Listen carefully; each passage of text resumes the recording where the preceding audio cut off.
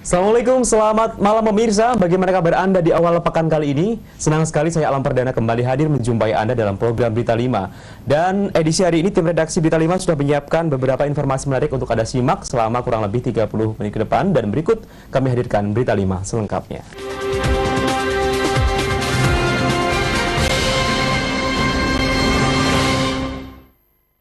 Pemirsa, angin puting beliung Sabtu siang menerpa sebagian besar desa Manjang, Kecamatan Jakenpati. Musibah ini mengakibatkan puluhan atap rumah warga hancur dan banyak pohon yang tumbang. Beruntung dalam musibah tersebut tidak sampai menimbulkan korban jiwa.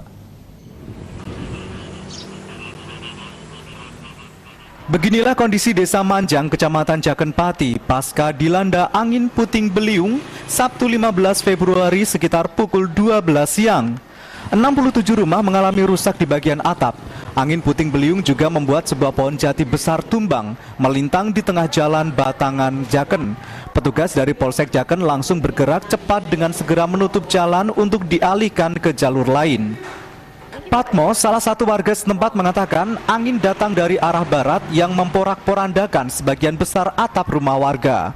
Pak niki wingi kejadiannya pripun, Pak? Kita niku jam setunggal. Jam tunggal. Angin niku sing berkoarae gitu. Apa nek ngaran sana nggih puting beliung, Pak. Oh, puting beliung. Nggih. Kalau gede kula teng mriki. Aku bareng gede niku mlayu mriko. Bareng mlayu niku jujur niki rubah terus disul nika terus mengetan niku. Wangen niku hubungan mriki lho, Mbak, teng gurine. Teng ngandhape masih gurine tandur niki lho, Mbak. Kasih Pembangunan Desa setempat Darmanto juga menambahkan tercatat lebih dari 65 rumah warga mengalami kerusakan ringan hingga rusak parah. Pak, ini kemarin kejadiannya tuh kapan, Pak? Sekitar jam 12 siang. Jam 12 siang? Iya. Itu apa namanya, kondisinya gimana, Pak? Ya, atap-atap itu pada berjatuhan, atap genting-genting itu, terus pohon tumbang, terus ada sebagian dinding rumah yang roboh. Ada sebagian rumah yang roboh, satu rumah kelihatannya. Saat kejadian, aliran listrik padam, tidak terdapat korban jiwa dalam peristiwa tersebut. Namun diperkirakan kerugian ditaksir mencapai puluhan juta rupiah. Tim Liputan Simpang 5 TV melaporkan. Beralih ke berita lain, di mana banjir yang beberapa waktu lalu melanda Kabupaten Pati memperburuk kondisi perekonomian para petani. Hampir seluruh padi siap panen membusuk, sehingga para petani hanya bisa mengais sisa-sisa padi yang masih dapat mereka manfaatkan. Lamanya genangan banjir di Desa Tondo Mulyo, Kecamatan Jakenan, membuat para petani terpaksa menelan pil pahit. Hampir seluruh areal pertanian padi dipastikan gagal panen. Kondisi tersebut semakin memperburuk kondisi perekonomian para petani yang sedianya siap panen, kini membusuk akibat lamanya terendam banjir.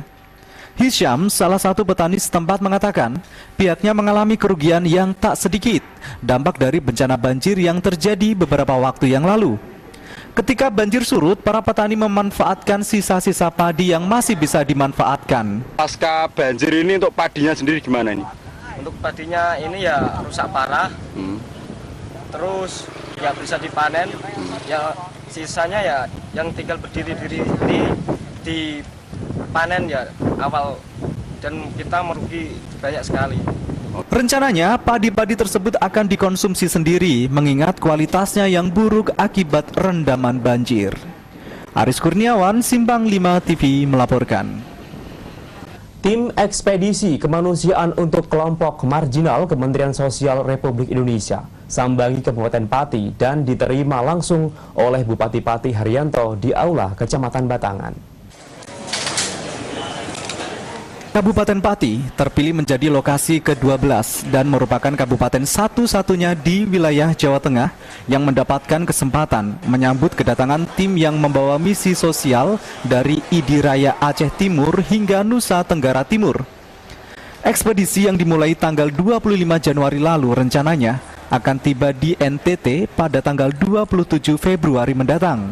Staf ahli Kemensos RI, Mukman Nuryana, hadir untuk menyerahkan bantuan sosial bagi Pemkab Pati Ia mengatakan kegiatan ekspedisi kemanusiaan dilaksanakan sebagai upaya untuk menjangkau wilayah yang banyak terdapat berbagai permasalahan sosial. Kabupaten Pati sendiri melalui Dinas Sosial Tenaga Kerja dan Transmigrasi telah secara aktif melaporkan kondisi real berbagai masalah sosial yang terjadi pada masyarakat Pati. Untuk itu, Kemensos menggelontorkan bantuan sosial sebesar Rp31.189.300. Ada dibagi 3 tempat kegiatan utama. Pertama, pemberdayaan sosial fakir miskin.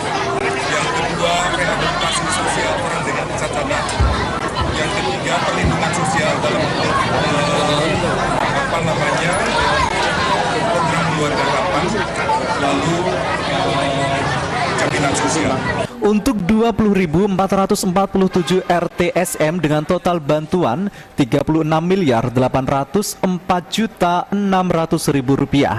Sedangkan untuk bantuan bencana alam, Kemensos menyerahkan 1 paket bantuan bencana alam senilai Rp503.980.000. Bantuan lain berupa alat bantu bagi penyandang disabilitas serta dan untuk lansia. Bantuan diberikan dalam wujud bedah rumah dan bantuan kebutuhan lansia. Kami memberikan apresiasi yang baik karena tadi pada waktu sambutan beliau menyampaikan yang kita terima nilainya tidak sedikit 38 miliar secara keseluruhan. Bupati Pati seusai menerima bantuan bencana alam mengapresiasi adanya ekspedisi kemanusiaan yang telah membantu Kabupaten Pati untuk bangkit pasca musibah banjir yang melanda bumi Minatani di awal tahun ini. Terlebih jumlah bantuan yang besar menurut Haryanto akan sangat bermanfaat bagi masyarakat Pati yang membutuhkan. Endi Sumardiono, Simpang 5 TV melaporkan. Pemirsa, banyak cara dilakukan KPU untuk menekan angka golput di Kabupaten Pati. Lalu, langkah konkret apa yang dilakukan oleh KPU? Simak informasi dan beritanya sesaat lagi, tetaplah bersama kami.